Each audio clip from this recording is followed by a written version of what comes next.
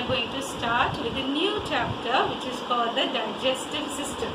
Okay, this is for class 6 and this is chapter number 3. Now, this is the total digestive system of our body. Okay, now what does it contain? It contains the alimentary tract and some digestive organs, right? The alimentary tract usually starts from the mouth and it ends at the anus. Okay, it looks a bit complicated here, so we will definitely learn part by part. Okay, and there are many organs also that supports digestion.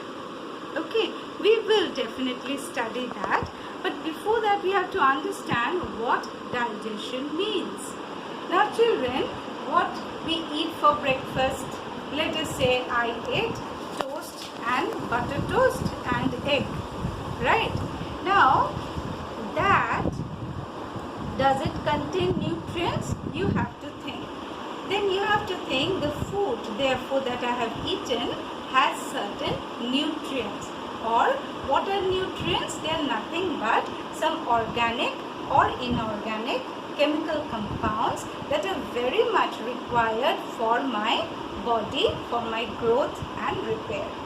Okay, so can you give me some examples of nutrients? Well, I'm sure you know there are carbohydrates, then there is protein, there are fats, vitamins, minerals, and of course water. Okay, all these nutrients are and should be a part of our balanced diet so that we can lead a healthy life.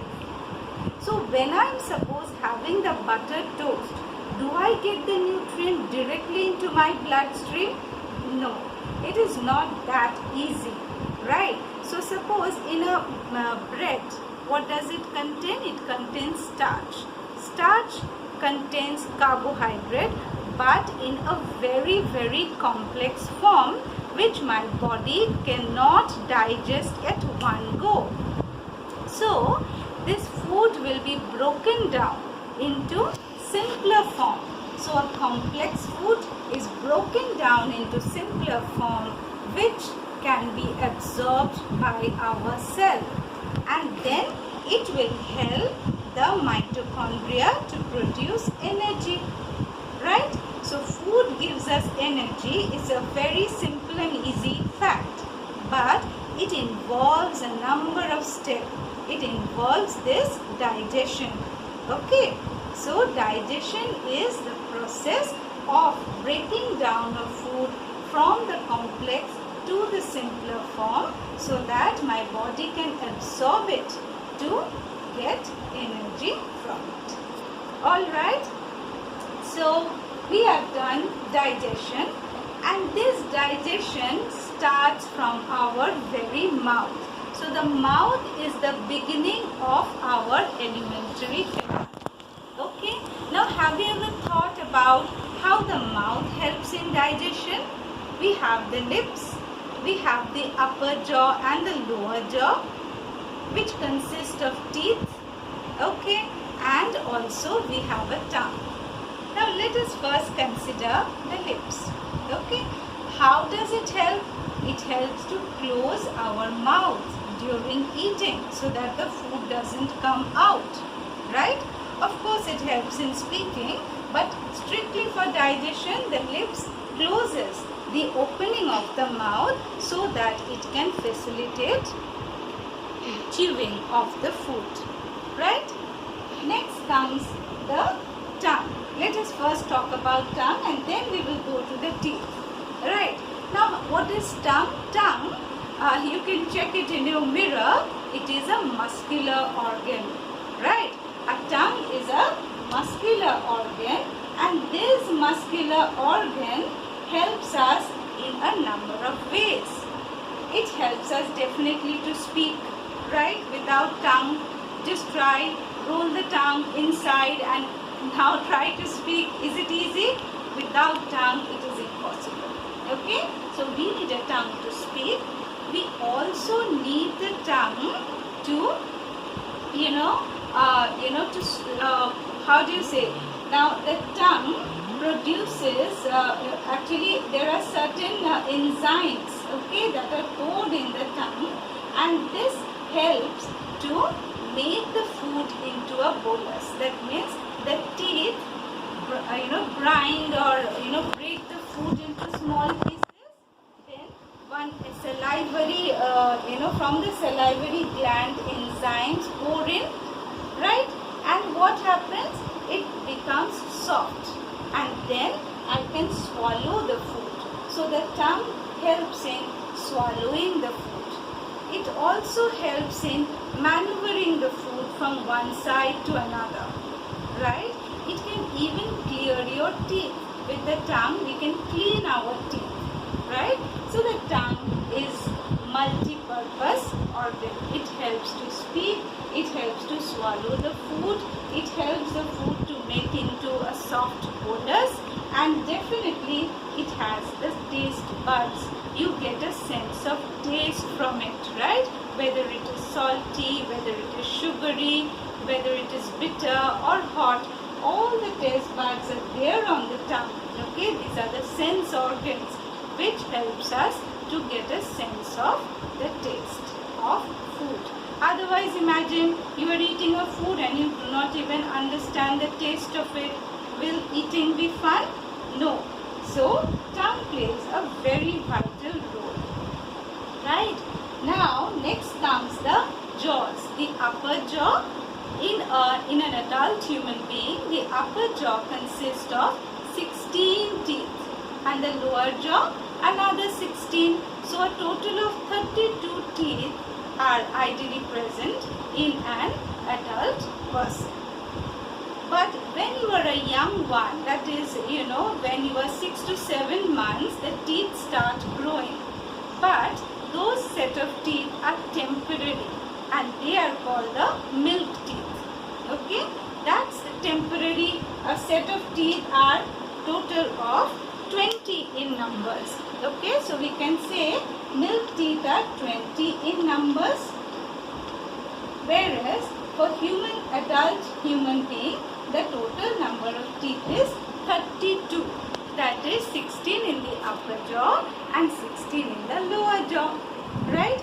Now, if you see yourself on the mirror and kind of analyze the shape of the teeth, then what will you see? Are they of the same shape and size? No, we are not lizards, right? Our teeth are not of same shape and size. So they are of different shape and size. Why? So that they can perform different functions. Okay, the first four. Now here what I have done, the upper jaw I have divided into half.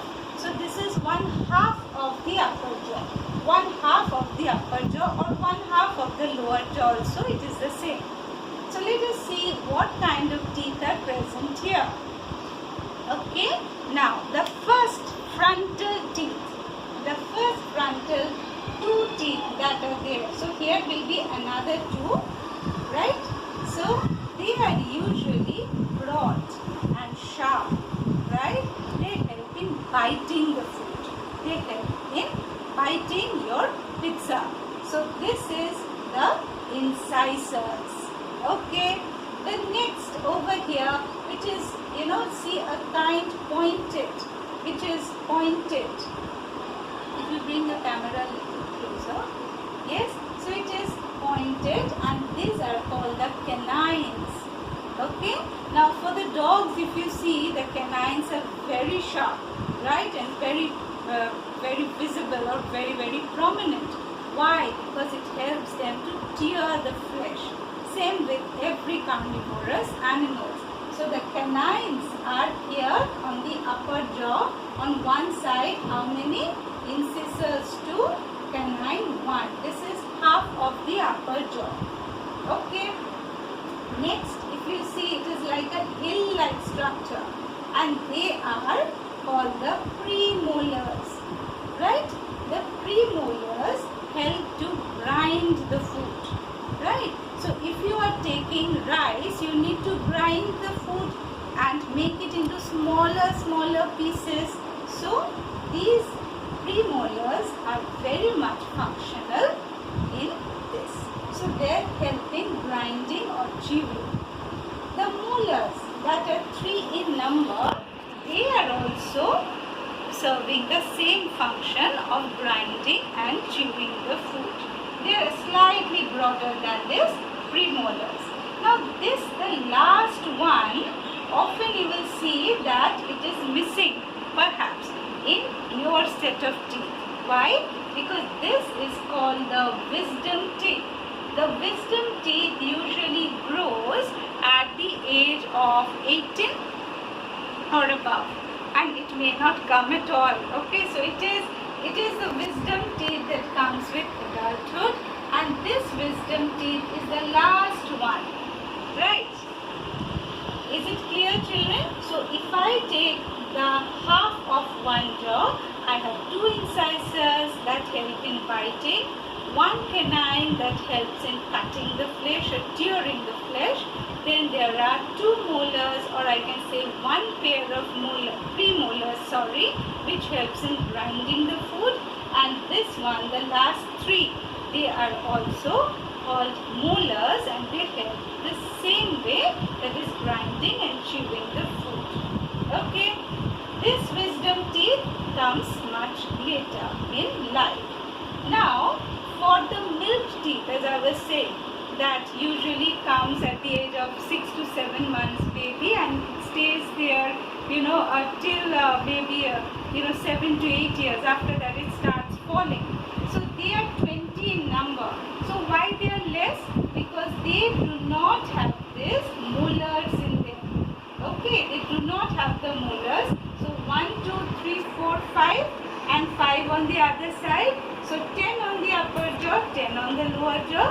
Total 20 milk teeth are present in a young child or a toddler. Okay, and later on those teeth will fall, and this new pair of teeth, which are our permanent teeth, okay, they come. Alright, hope it is clear, children. Thank you.